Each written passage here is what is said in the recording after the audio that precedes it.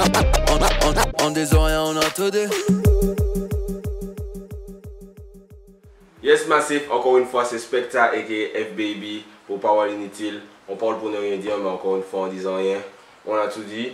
Bon, on a eu pas mal de retours pour les derniers épisodes, notamment celui sur Coco l'échelle et ce que j'ai appelé l'hypocrisie martiniquaise, sur le son de Stony, Shensia, Admiralty, le Macboulou, ça continue à faire parler. Donc n'hésitez pas à vous abonner, à donner vos suggestions de sujets et surtout à laisser vos commentaires parce que l'idée c'est de créer le débat. Aujourd'hui on va parler d'un sujet qu'on m'a énormément suggéré au cours des dernières semaines. C'est le fait que Strike Addy, qui est un artiste martiniquais, ait annoncé sa retraite musicale. Donc peut-être qu'il y a beaucoup de gens qui ne connaissent pas Strike Addy, puisque je sais qu'il y a des Guadeloupéens qui regardent ma vidéo, je sais qu'il y a des gens plus jeunes qui regardent ma vidéo, donc peut-être que tout le monde ne connaît pas Strike Addy. Mais Strike Addy c'est une icône dans ce qu'on appelle le reggae dancehall martiniquais, qui a des sons qui sont classiques, qui a influencé toute une génération. Moi, un truc qui m'a toujours marqué, c'est Paille, l'homme Paille, l'artiste martiniquais, qui en interview disait souvent que selon lui, Strike Addy c'était le meilleur des meilleurs. Et quand un artiste que j'écoute énormément dit qu'un autre artiste est le meilleur, ça éveille toujours ma curiosité. Donc au fur et à mesure du temps, j'ai appris à redécouvrir pas mal de sons de Strike Addy. Et effectivement, c'est quelqu'un qui vocalement était très bon, qui savait comment tourner ses lyrics, qui avait des messages positifs, etc.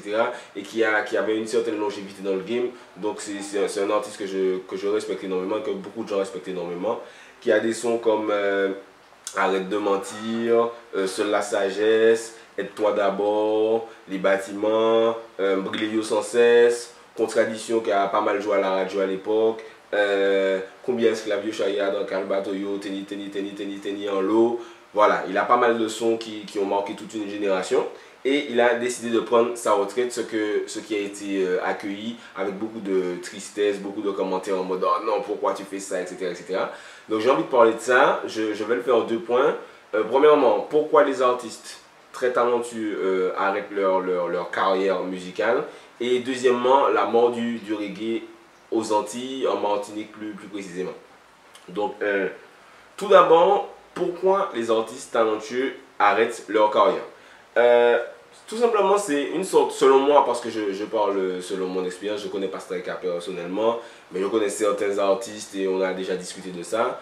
Il y a une certaine impression de travailler dans le vent. Pour moi, Strike Addy, on peut prendre l'exemple de quelqu'un qui est dans un couple, une relation de couple. Tu sais que la personne t'aime, mais la personne ne sait pas comment t'aimer correctement.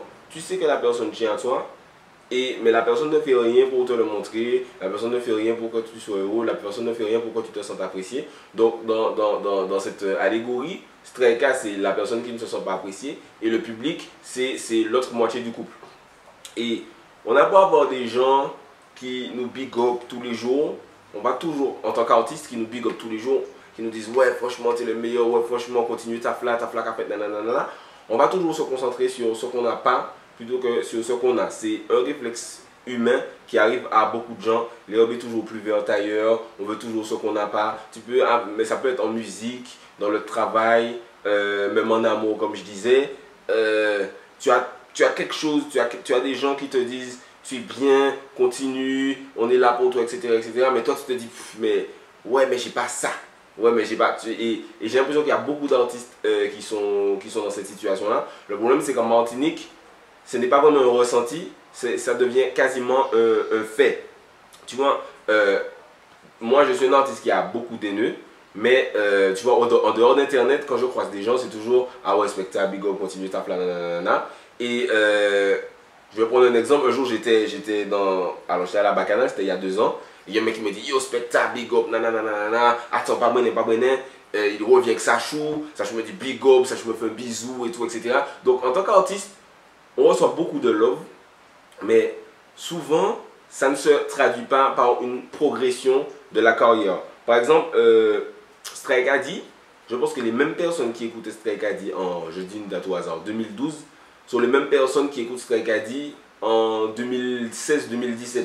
Et une théorie que j'utilise souvent, c'est que sur 10 personnes, quand tu fais quelque chose de public, que ce soit de la musique, de la politique, etc., sur 10 personnes, il y aura 3 personnes qui vont kiffer ce que tu fais, 3 personnes qui vont détester ce que tu fais et 4 personnes qui seront entre les deux ou qui n'en auront rien à foutre.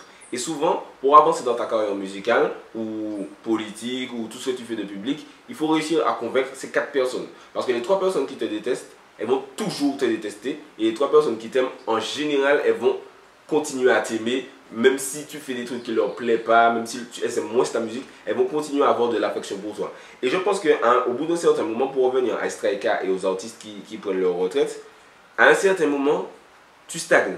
Parce que les gens ne partagent pas tes sons, les radios ne jouent pas tes sons, les DJ ne jouent pas tes sons. Donc tu vas continuer à faire du bon son. Tu touches toujours les 3 personnes qui t'aiment, les 3 personnes qui ne t'aiment pas, mais les 4 nouvelles personnes, tu ne les touches plus. Donc tu ne progresses plus dans ta notoriété, dans ta recherche de nouveaux challenges, même financièrement, tu n'as pas de nouveaux bifs pour essayer de faire de plus gros clips, pour essayer d'aller chercher de nouveaux trucs, etc. Et quand tu ne touches plus ces 4 personnes, surtout maintenant grâce aux réseaux sociaux, ça se voit parce que tu vois qui est-ce qui partage ton son, tu vois qui est-ce qui commente ton son, tu vois qui est-ce qui like ton son, tu vois qui est-ce qui commente, qui réagit à ton son, etc. Et tu commences à retenir les noms et tu as l'impression que tu chantes toujours pour les mêmes personnes, ce qui est cool.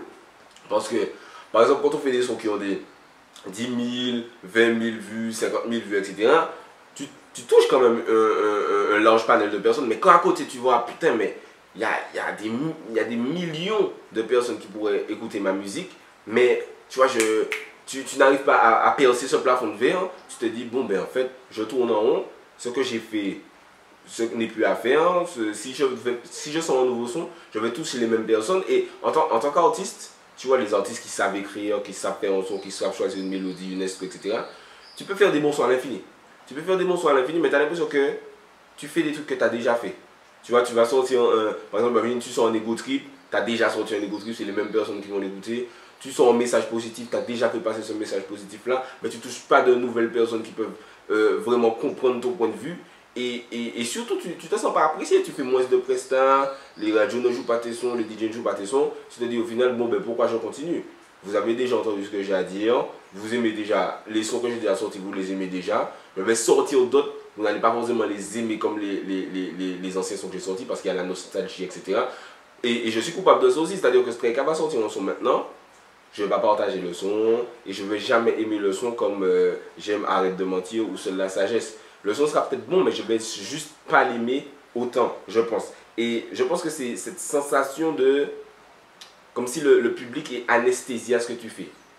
Souvent, même les artistes de ma génération, on va sortir du son, les gens vont dire « Ah ouais, lourd, ah ouais, lourd ». Mais comme on sort depuis 2009-2010, ça fait presque 10 ans, ils sont habitués. Ah, Spectre fait un red son, mauvais. Ah, DFG a fait un red son, mauvais. Ah, Taiji a fait un red son, mauvais. Mais, tu vois, c'est tout. Ils vont pas te dire, ah, putain, chaud. Il n'y a pas, parce qu'il n'y a pas cette sensation de quelque chose de nouveau. Il y a cette sensation d'habitude. Je reviens à l'exemple du couple. Quand un mec offre une fleur pour la première fois, la meuf, elle est émue. Mais après la 72e rose, le 72e restaurant, pour la chou, c'est devenu normal. C'est acquis. C'est acquis, elle est anesthésiée à ça, elle ne l'apprécie plus forcément autant que la première fois. Et je pense que c'est ce qui se passe avec beaucoup d'artistes talentueux martiniquais qui arrêtent, qui se disent, bon, on ne m'apprécie plus à ma juste valeur. Même si on m'apprécie tout, il y a toujours ceux qui m'apprécient à ma juste valeur. Ils sont peut-être un peu anesthésiés, ils ne me font pas me sentir apprécié et ils ne font pas tourner mes sons, ils ne font pas mes sons arriver à un autre level. Donc ce que je fais là, pas que ça ne sert à rien parce qu'il y a toujours des gens qui vont écouter, mais ça ne progresse plus. Je pense que j'ai atteint mon maximum, j'ai fait le chemin que j'avais à faire, j'ai fait ce que j'avais à faire, je ne peux plus aller plus loin. Donc autant que je m'arrête pour ne pas arriver à une situation comme j'en parlais dans la vidéo de Chris. D'ailleurs, la manager de Chris a répondu à ma vidéo. Je vous invite à aller voir sa réponse, soit sur mon Facebook, soit sur la vidéo, le commentaire et sous la vidéo. On arrive donc je disais qu'on peut arriver à une situation comme celle de Lafouine ou Chris, où les gens aiment nos sons d'avant, mais plus on sort des sons, plus ça détruit notre image. Plus on sort, Lafouine sort des sons afro-trap, ça prend pas. Chris il sort des sons un peu à sonorité africaine, ça prend beaucoup moins. Donc je pense que c'est ce genre de choses bon, ce serait dur que ça arrive avec Striker, mais qui peut arriver à beaucoup d'artistes. Donc ils se disent, plutôt que de détruire mon héritage, détruire l'image que les gens ont de moi, je préfère m'arrêter maintenant. Comme ça vous vous souvenez des raids sons que j'ai fait, vous m'aimez pour toujours et tout est bien qui finit bien, puisque de toute façon vous n'allez pas faire mes sons aller plus loin et vous n'allez pas aimer mes nouveaux sons plus que mes anciens sons. Donc je pense que c'est de là que vient un certain, j'appelle ça ras-le-bol, dans le sens où, voilà, les artistes attendent plus de l'offre du public. Je pense que les artistes talentueux martiniquais attendent plus de force de la part du public, des médias, etc. et que c'est pour ça qu'ils arrêtent. Mon deuxième point, c'était la mort du reggae antillais, donc je vais être beaucoup plus court dessus. J'ai l'impression que personne n'en parle, jamais, mais quand tu écoutes la radio, il n'y a plus de reggae qui passe. Il n'y a plus, et pourtant, aux Antilles, on avait des Sahel, Valais, Fefe Typical, Tivoni, Streka, Yanis Odouin, Yemanse. On a des artistes extrêmement talentueux en reggae, Stonji, mais la radio ne les passe plus. Et pour moi, c'est une mauvaise chose. Pourquoi? Parce que, déjà parce que leur son était super bien. Et quand tu écoutes un album comme Silent Friends, comme quand tu écoutes un son de Yanis Odouin comme La Caraïbe, comme C'est Poco ça, ce sont vraiment de très bons sons, Yemanse, etc. Je ne vais pas citer tout le monde, mais c'est grave. À un autre niveau, c'est que je pense que le message qui est véhiculé dans le reggae est bon, pas seulement pour la jeunesse, mais pour tout le monde. C'est-à-dire que moi, je suis quelqu'un qui écoute beaucoup de rap hardcore, et quand j'écoute du reggae, j'ai l'impression que ça m'apporte un équilibre dans le message qui est véhiculé. J'ai l'impression que, tu vois, je vais écouter 10 000 sons de trap, Young Thug, Booba, Karis, machin, mais quand j'écoute un Sizzla, un Capleton, quand j'écoute le message de Streka dans Seule la sagesse ou dans Ne cherche ni plus longtemps ni plus loin car elle est en toi, la force tu sais où la trouver, quand j'écoute Yanis Odouin, La Caraïbe ne nous appartient pas, quand j'écoute des sons comme ça, j'ai l'impression que ça apporte un équilibre et une autre vision de la vie que les jeunes n'ont peut-être pas parce qu'ils écoutent trap, make money, dancehall, back it up. Mais il n'y a pas cet équilibre, bon, je vais dire spirituel, même si je ne suis pas le gars le plus spirituel du monde non plus. Mais il y a une vision du monde qu'on n'a pas, de la paix, du respect de la femme, des valeurs familiales, de critique du système dans lequel on vit, qui est présente dans énormément de sons de reggae. Et comme ces sons ne sont plus diffusés à la radio, et que les DJ non plus ne jouent plus les sons, parce qu'avant tu avais la session reggae en soirée, et c'est quelque chose qui tend à disparaître et qui est assez triste. Yanis Odouin, qui a sorti un son qui s'appelle Rouge, Jaune, Vert, qui a eu quand même un grand succès, que ce soit en France, que ce soit dans d'autres pays, il fait beaucoup de festivals, etc. Il n'est pas du tout respecté et apprécié en Martinique actuellement, j'ai l'impression. Et ça revient à ce que je disais, des artistes comme Streka, Yemanse, Sahel, il continue un peu à passer en radio, mais j'ai l'impression qu'on ne l'apprécie pas non plus à la valeur où on devrait l'apprécier.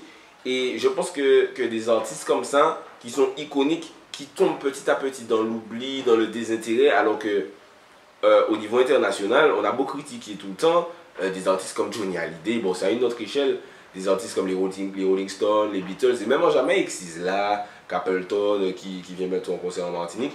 Ces artistes-là ont une longévité qu'on ne permet pas à nos artistes d'avoir parce qu'on ne respecte pas assez leur son, on ne donne pas assez de love à leur son, les DJ, les radios ne passent pas assez leur son et le reggae antillais est en train de disparaître. Un artiste dont on ne parle jamais, c'est Jadi Seva, qui... Alors, c'est mon soldat, donc ça va pas être biaisé ce que je dis, mais pour moi, c'était la relève de ces mecs-là. C'est un super bon artiste de reggae et il n'a jamais atteint le level qu'il aurait dû atteindre. Je pense parce que les gens n'écoutent plus de reggae, les radios ne passent plus de reggae, etc. Donc, le reggae, entre guillemets, mort. Donc, pour les artistes de reggae, ça devient de plus en plus compliqué. Et je pense que c'est très dommage parce que c'est une très bonne musique. Et les jeunes qui grandissent sans reggae, pour moi, c'est quelque chose d'assez négatif.